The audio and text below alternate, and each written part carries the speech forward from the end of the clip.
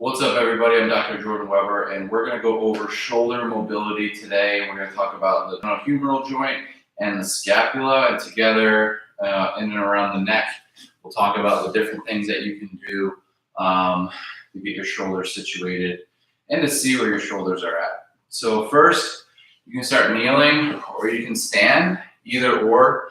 You want to keep a really nice firm position. We're going to take one of our arms and we're going to flex it forward. We're going to do what we call shoulder flexion, okay? And then we're going to try to bring that fist up over our head, okay? Just like this.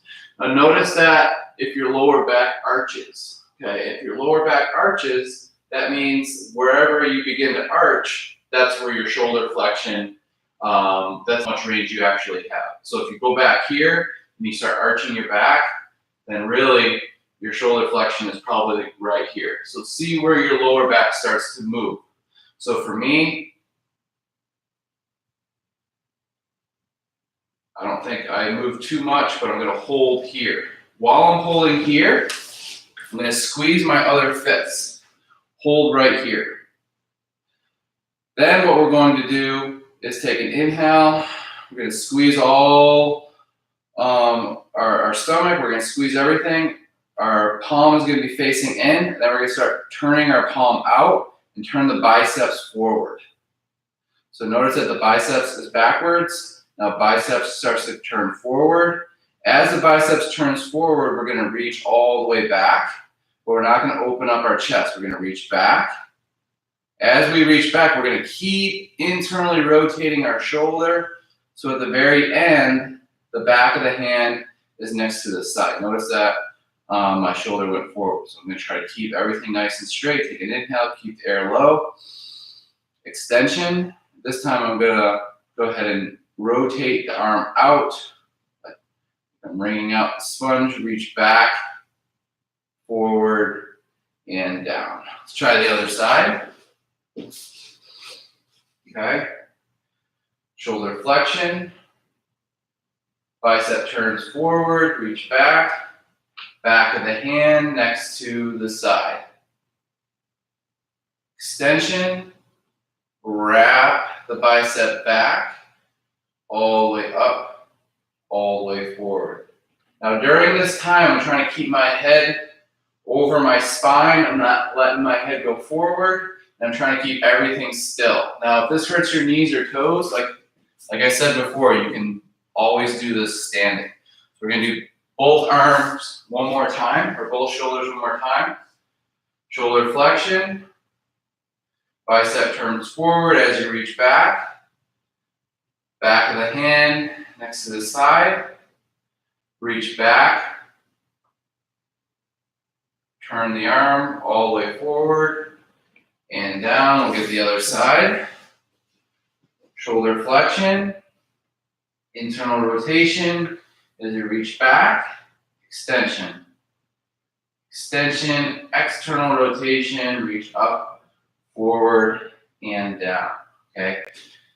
So that would be your shoulder controlled articular rotation. So that would be just going through the full range of motion of your shoulder, okay? Or your glenohumeral joint, all right?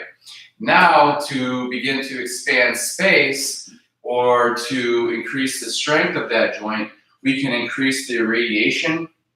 For example, I can hold on to a lacrosse ball and do the same thing. Biceps back, biceps toward my ear, reach back, twist, back of the hand next to the side, reach back, open it up, forward and down. Now I recommend going over these shoulder mobility exercises every single day, as many times as you can, especially if you're trying to improve the range and functionality of your shoulder. So if you're doing a lot of overhead things, or if you want more mobility or more range of motion with the arms and shoulders going overhead, then you need to practice getting in those full ranges of motions. Okay, so option 2, more radiation.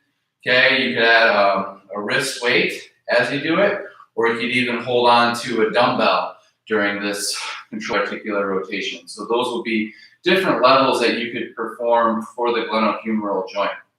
Now, if you want to expand space in the glenohumeral joint, I'm going to show you external and internal rotation. So this would be external, this would be internal rotation of the glenohumeral joint. So this would be horizontal, external rotation and internal rotation.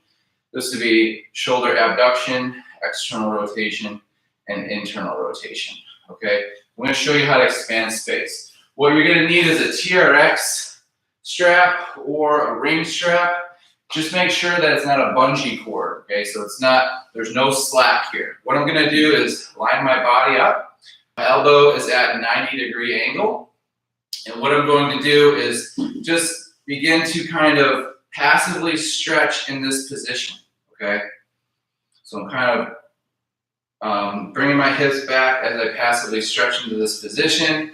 I'm gonna hold this up to 2 minutes passively. And I'm gonna think about my diaphragmatic breathing. Inhale for 4, exhale for 8. So I'll do one of those with you. Inhale, then exhale for 8.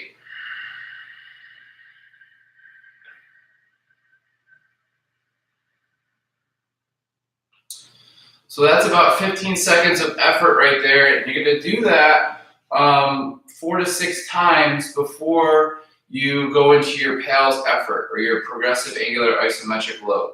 So if you've heard of PNF stretching, when you're pressing on someone's hamstring, when you're stretching them out and they start pressing back, that would be the progressive angle. So same thing here, progressive angular isometric load. We're gonna go from 0% to 100%. We're gonna use all the tissues on the anterior portion of my arm, hand, and chest as I progressively push forward, okay? So there's a push, and then after that, we're gonna pull back.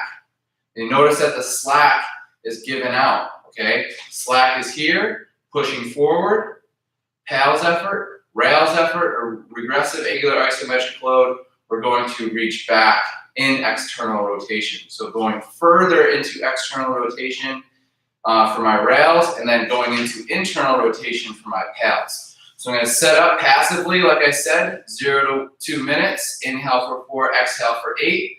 After I'm done with that, I'm going to start the progressive angular isometric load, pushing forward, not letting my head jet forward, just focusing on this area here, intensifying the entire body. I can squeeze my fists, I can hold on to a weight. I can compress myself a little bit more and get down like this. Okay, so just trying to find what you think would set yourself up the best. You can go into half kneeling, okay? And you can also do this standing, okay? So many different options. As we're holding here, like I said, 0 to 2 minutes passively, we're gonna start the progressive angular isometric load, pushing in to this angle, going forward. So this would be the progressive angle. Look at how much progress I'm getting, okay? Or that's the bigger angle. Now, the regressive angle is going back. So there's not a lot of angle to go back. There's a lot more in the progressive than there is in the regressive. And that's how it is for all of these mobility exercises in functional range conditioning. That's important to note because that means you can put yourself in any stretch, get a progressive and a regressive angular isometric load, and you can start to enhance the quality of tissue and expand on the space in any area, any joint in the body. So for example, for the shoulder, quick review, 1 to 2 minute passive stretch, and then I'm gonna go 0 to 100% in my progressive angular isometric load. During this time, my whole body's contracting.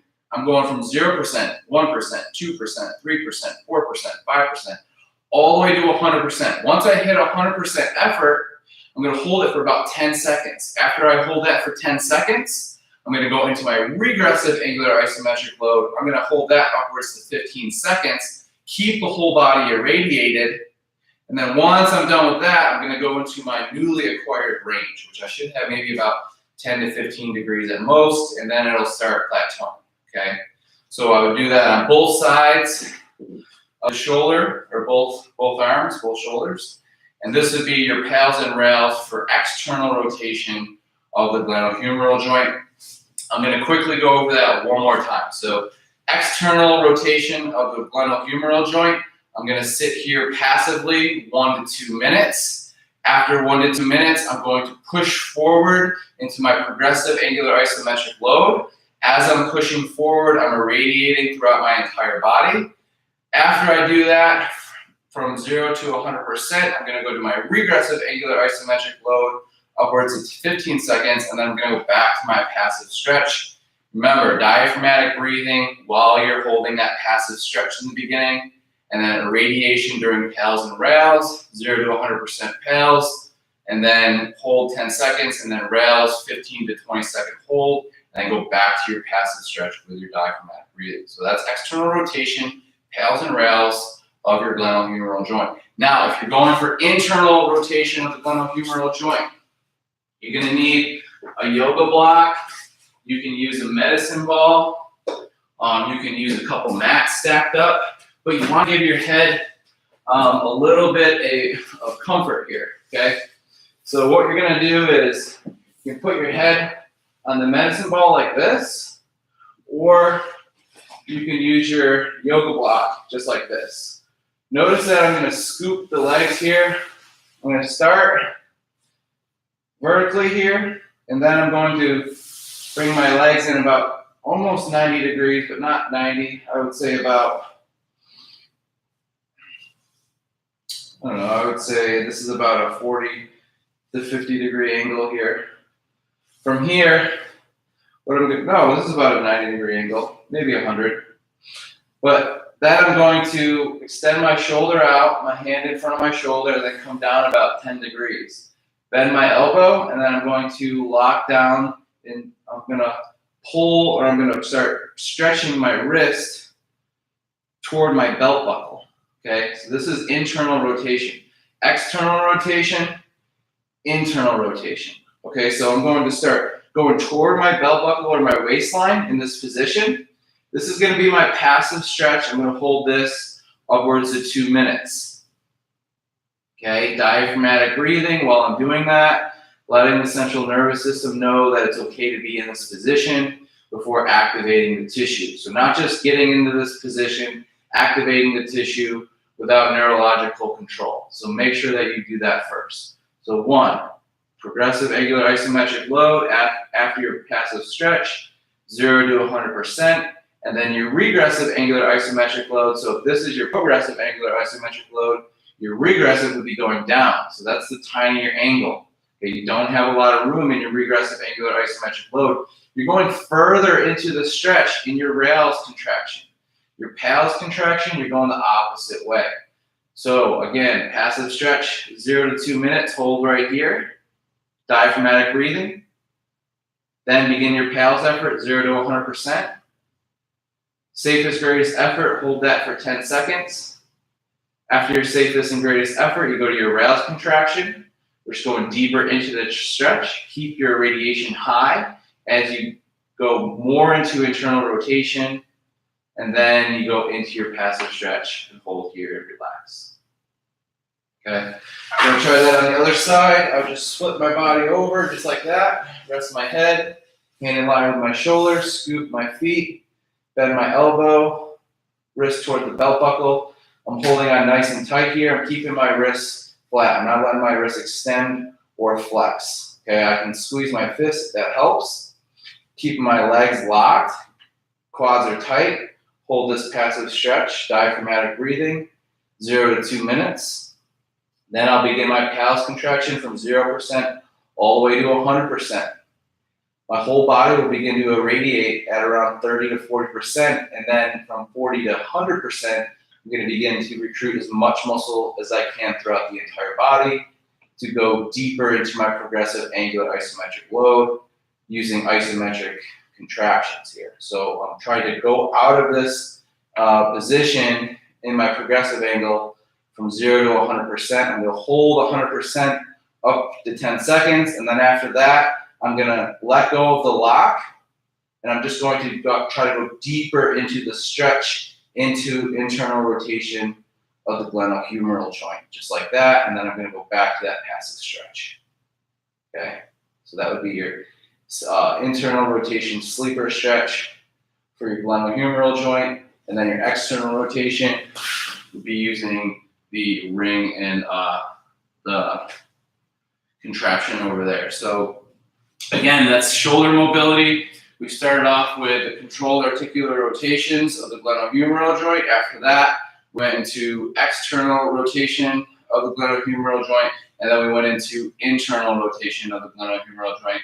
Those 3 exercises, if you perform those daily, if you do them the right way, are going to help expand the longevity and health of your glenohumeral joint. I hope you thought this was useful. Please share it, please subscribe, please like it, and have a great day.